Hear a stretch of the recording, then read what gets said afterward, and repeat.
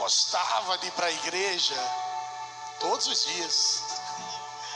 Se deixasse, eu estava lá segunda, terça, quarta, quinta, sábado, domingo.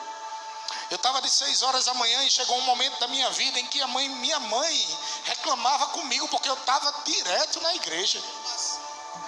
E Rodrigo caminhava comigo, e outros irmãos caminhavam comigo, e a nossa pastora Cléo caminhava comigo, e o meu pastor, que eu acredito que na época era presbítero Leandro, caminhava comigo, até o dia em que eu entendi o verdadeiro sentido de se tornar um seguidor do Mestre.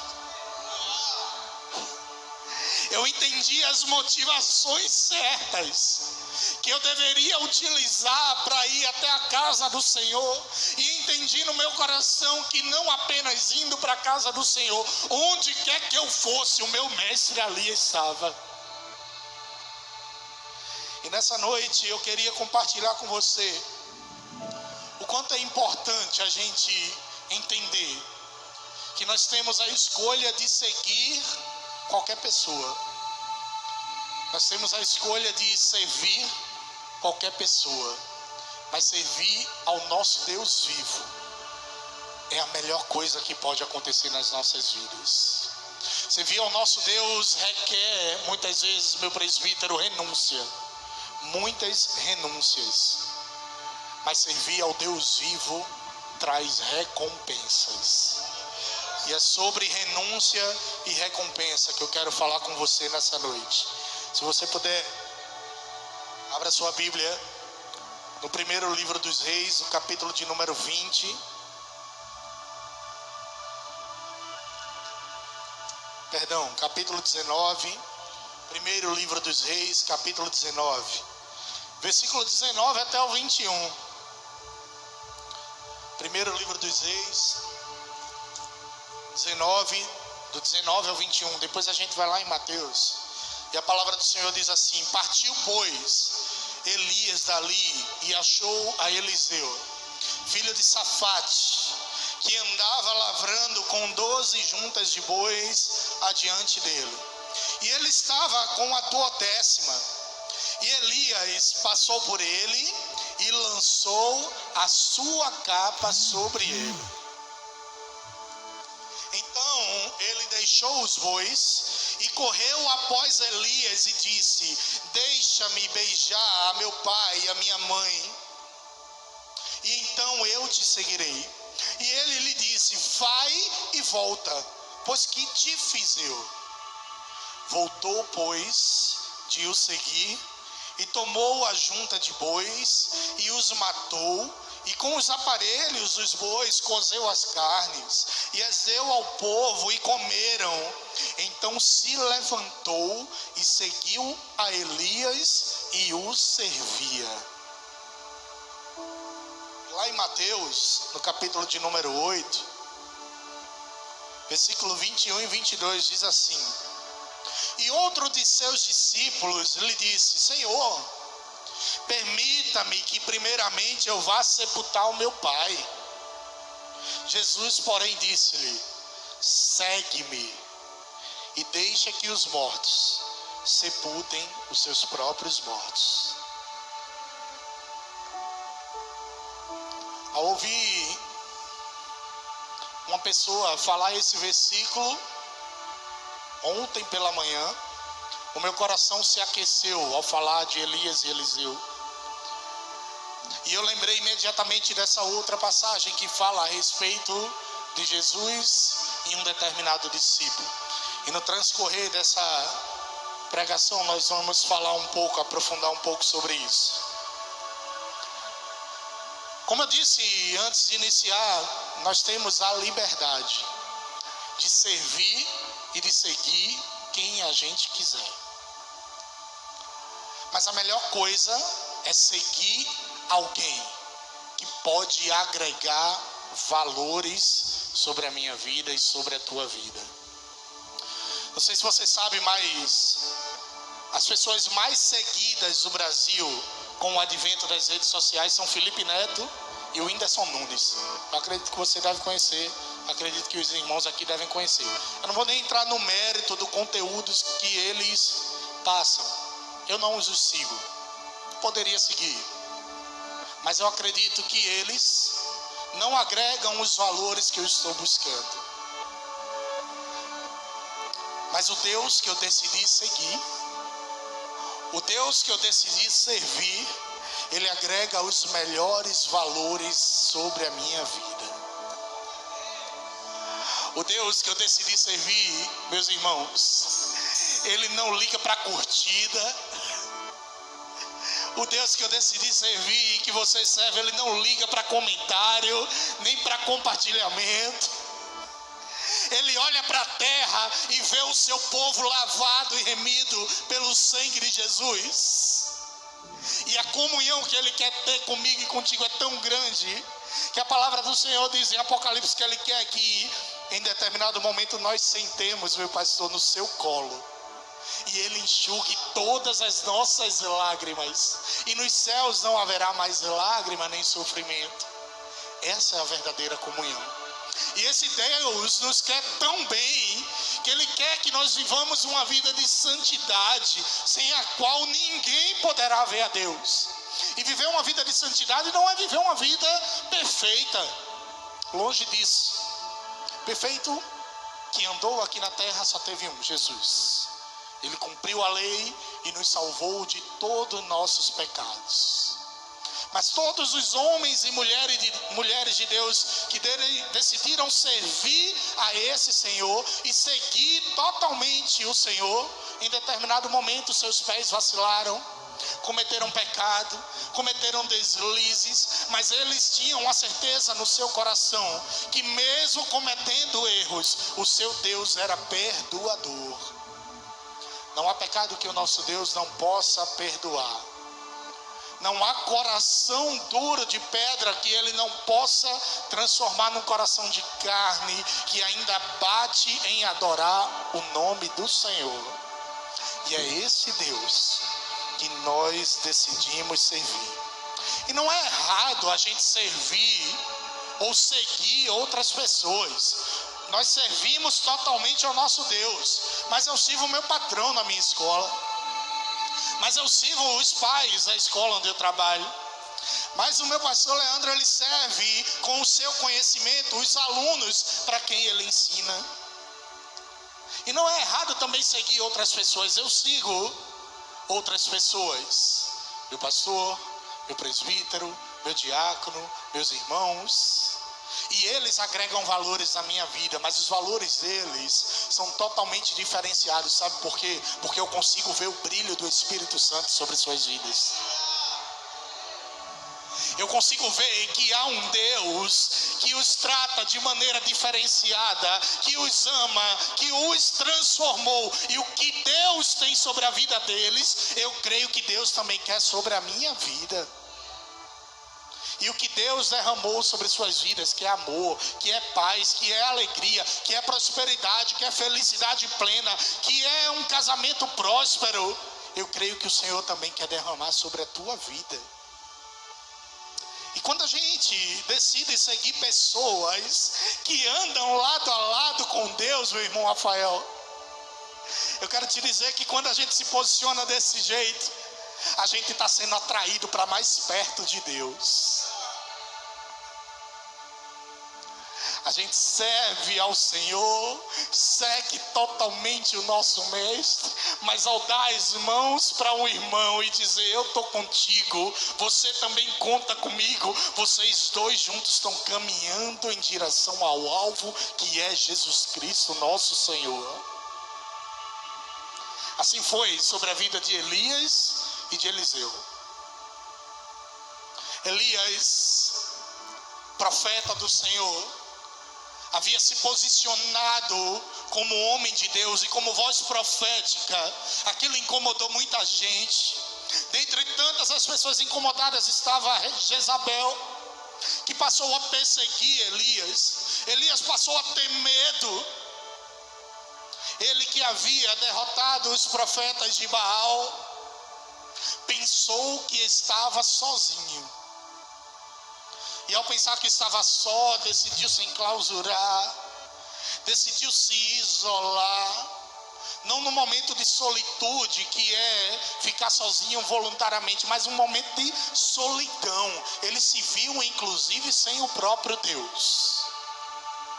Até que Deus se levanta em favor de Elias e diz assim a ele: olha, Elias, você não está só.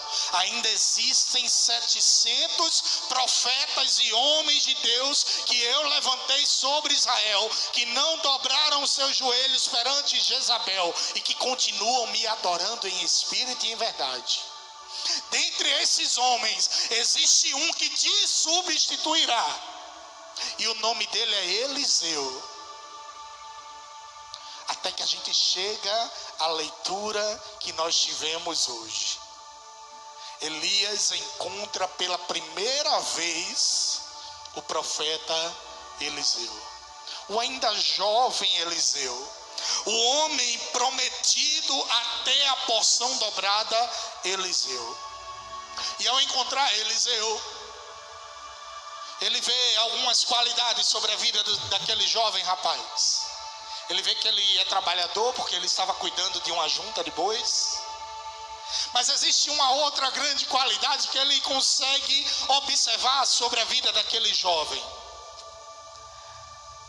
Elias olha para ele e diz assim: olha, Eliseu, é chamado de Deus sobre a tua vida, é promessa de Deus sobre a tua vida. Você será um grande profeta, passe a me seguir, siga-me.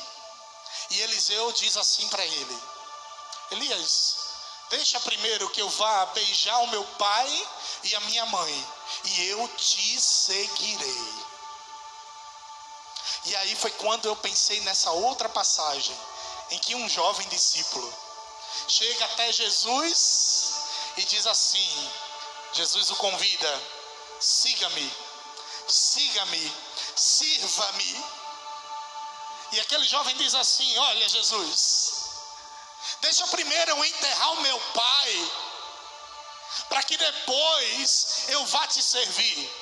Aí Jesus dá uma palavra extremamente dura para ele, mas extremamente necessária: deixe que os mortos enterrem os seus mortos. Vejam a diferença da atitude de Eliseu e daquele jovem rapaz. Eliseu se posicionou em honrar a sua família. Eu queria lembrar que a família de Eliseu ainda estava viva. Ele queria beijá-los, se despedir e depois viver o que Deus planejou sobre a vida dele. Sobre a vida daquele rapaz, o seu pai já havia morrido. A oportunidade que passou na sua frente foi da própria vida, dele seguir a própria vida. E ao invés de escolher seguir Jesus, ele decidiu seguir o que estava morto. Jesus, em momento algum, foi desrespeitoso com aquele rapaz. Ele não queria saber porque o jovem iria se despedir da família. O que Jesus estava dizendo a ele: olha, jovem, você tem a oportunidade de seguir o autor da vida.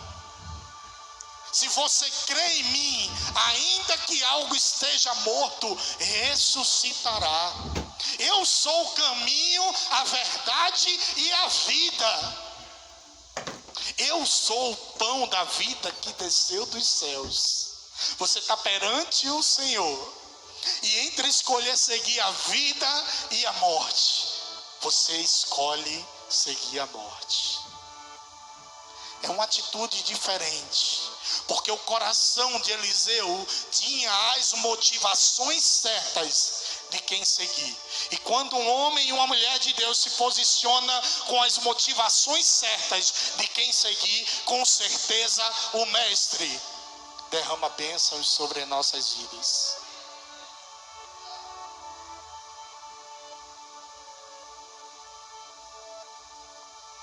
Quando nós temos os motivos e as razões corretas para acreditar no Senhor, nós deixamos de viver uma vida como a que eu vivia no início da minha conversão. Foi muito bom no início da minha conversão eu estar todos os dias na igreja. Mas depois, quando a gente entende que a motivação certa para tudo é apenas Jesus, a gente não liga para mais absolutamente nada. Simplesmente só serve o Senhor.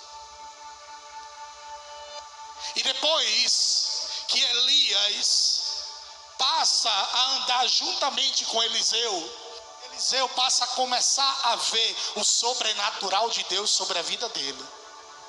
Eliseu passa a ver Elias orar e a chuva cessar, orar novamente e a chuva cair sobre a terra, orar e ver um milagre sobre a vida da viúva de Serepta, orar e ver tantos e tantos milagres acontecerem através do profeta Eliseu. Ele tinha as motivações corretas.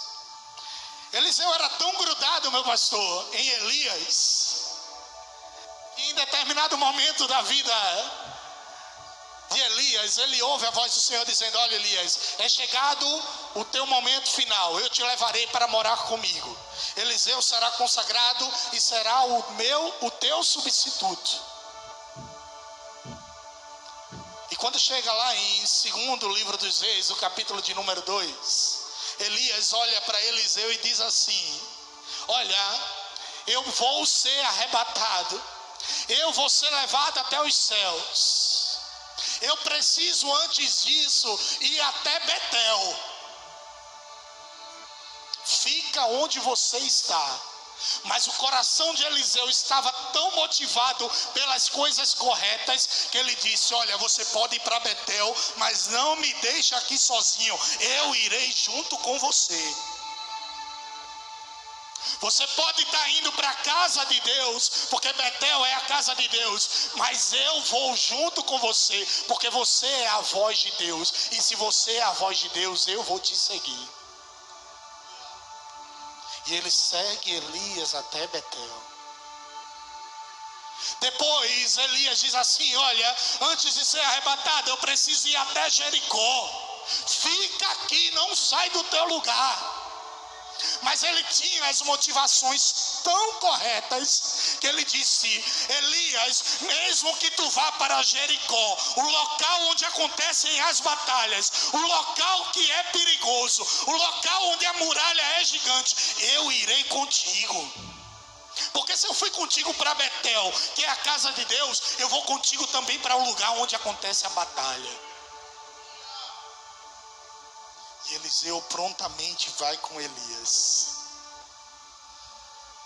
E chega um terceiro momento em que Elias diz assim: antes de subir, eu preciso ainda ir até o Jordão.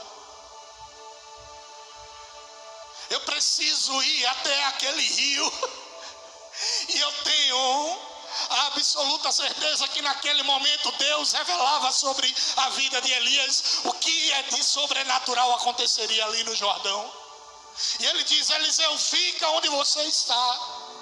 Mas Eliseu tinha tanto no seu coração a certeza de quem ele servia, que ele disse: se eu fui para Betel, que é a casa do Senhor, se eu fui para Jericó, que é o local onde a batalha acontece, eu vou também para o Jordão, porque é lá onde o meu Jesus estará um dia. Porque quando a gente segue a pessoa certa, ela nos leva para perto de Deus. E o Espírito falava ao meu coração: foi no Jordão onde Jesus, após ser batizado, começou o seu ministério. Foi no Jordão onde Elias, depois de ser arrebatado, viu Eliseu, a capa de Elias cair sobre a sua vida, e o seu ministério também começou. O nosso Deus é um Deus que Ele faz questão de que nós tenhamos comunhão. E a comunhão com Deus, a intimidade com Deus é algo completamente individual.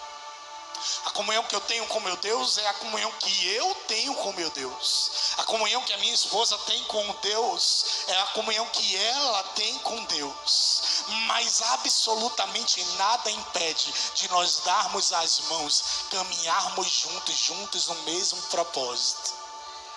Nada nos impede de pegar na mão da minha pastora, de pegar na mão do meu pastor, do meu diácono, da minha diaconisa, de você que está em casa momentaneamente, e dizer: nós vamos caminhar juntos, porque as motivações que me movem são as motivações que te movem, e nós vamos juntos para a glória do Senhor.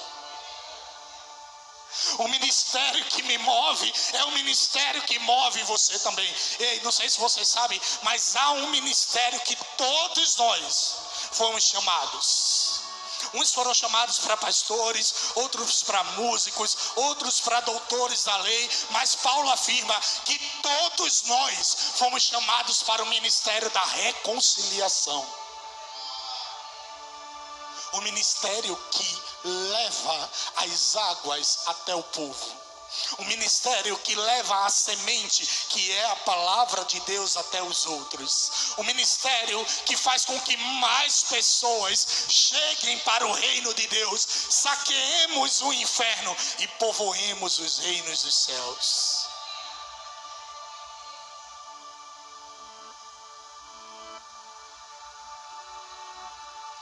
Quando nós seguimos as pessoas certas, elas nos levam para mais perto de Deus. Mas quando nós seguimos a Jesus, nós levamos também mais pessoas para perto de Deus. A palavra do Senhor diz que o fruto que nós daremos é a 30, a 60 e a 100 por um. Eu quero te dizer que a terra do teu coração, onde um dia o evangelho brotou, irá dar frutos e mais frutos, a 30, a 60 e a 100 por um. Pessoas ouvirão falar do Senhor através da tua vida, através do teu testemunho, através do teu ministério, através daquilo que Deus tem feito, através da tua vida. E você levará não apenas seguidores aos pés de Cristo, você levará verdadeiros discípulos aos pés do Senhor.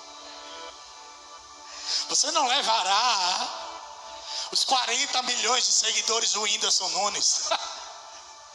Deus não está nem aí para número. Mas uma pessoa que você levar para o Senhor, que dobrar o seu joelho e disser: Senhor, eu me entrego totalmente no teu altar, transforma a minha vida, tira todos os meus pecados, sara a minha terra, eu quero viver uma vida para o teu reino.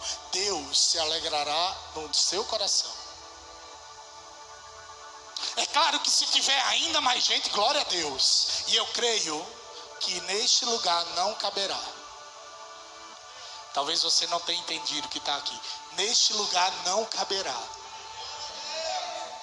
De tantos e tantos seguidores que Gilson trará. De tantos e tantos seguidores que Vivian trará. E serão semeadores até mesmo sem perceber. Enquanto estou na Pelope da Silveira, semeando a palavra do Senhor com a minha atitude.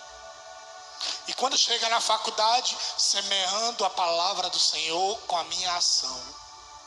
E quando eu estou dando minha aula, semeando a palavra do Senhor com tudo que eu faço. E quando você está lá no hospital, semeando a palavra de Deus. E mais discípulos chegando para o Senhor. O Senhor, Ele quer te usar para gerar seguidores, servos e discípulos. E um detalhe é que quando a gente se posiciona em servir na obra do Senhor e aumentar o reino de Deus e batalhar espiritualmente, o Senhor Jesus, Ele nos dá autoridade para inclusive fazer obras maiores. Paulo, em determinado estudo que nós demos aqui, fez obras maiores do que a que Jesus. Jesus fez a obra da salvação, essa é irrevogável, essa é completa. Mas Paulo alcançou ainda mais pessoas, porque é promessa do Senhor. Se você crer, você pode fazer coisas ainda maiores. E talvez a coisa maior que você vai fazer é ganhar apenas o teu pai. Talvez a coisa maior que você vai fazer é ganhar apenas tua mãe, teu irmão, teu chefe, tua namorada, teu noivo, a pessoa que está do teu lado, teu vizinho que jamais ouviu falar de Jesus, mas através da sua vida se tornará um discípulo do Senhor. Mas seguir Jesus, e aqui eu entro numa parte um pouquinho mais dura, não é de todo jeito. Você vai me desculpar, mas eu preciso falar isso. Todos nós pecamos todos os dias por pensamentos, palavras e ações. Todos os dias eu peco. Todos os dias, todo mundo da humanidade comete algum pecado. A palavra do Senhor diz que, porque todos pecaram e destituídos estão da glória de Deus. Mas mesmo sendo pecadores, Jesus ainda nos dá a oportunidade de sermos seguidores. Eu vou repetir para você.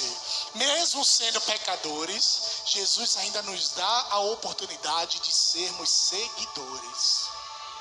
Ele diz assim: qualquer um que queira vir após mim, tome a sua cruz e negue-se a si mesmo, e então me siga. Para seguir Jesus eu preciso renunciar. Eu preciso renunciar à minha carne. Eu preciso renunciar ao meu jeito de ser. Eu preciso renunciar ao meu ego. Eu preciso renunciar ao meu sonho. Eu preciso renunciar aos meus prazeres. Eu preciso renunciar aos meus desejos. Sabe por quê? Porque os sonhos, os prazeres e os projetos que tem para mim, que Deus tem para mim e para você, são muito maiores. São muito maiores. E se são muito maiores, para que nos apegarmos com coisas terrenas? Para que nos apegarmos com coisas efêmeras? Coisas que vão passar. Cai a erva e seca-se a flor, mas a palavra do Senhor subsiste eternamente. Que você possa renunciar muitas vezes o teu tempo em prol do Senhor. Eu já vi, meu pastor, muita gente dizendo assim: eu vou dar o dízimo do meu tempo. Eu vou dar 2h40. Eu não sou matemático, tá certo isso? Eu não sei se é bem assim a matemática não, mas 24 horas deve ser, né? Eu vou dar 2h40.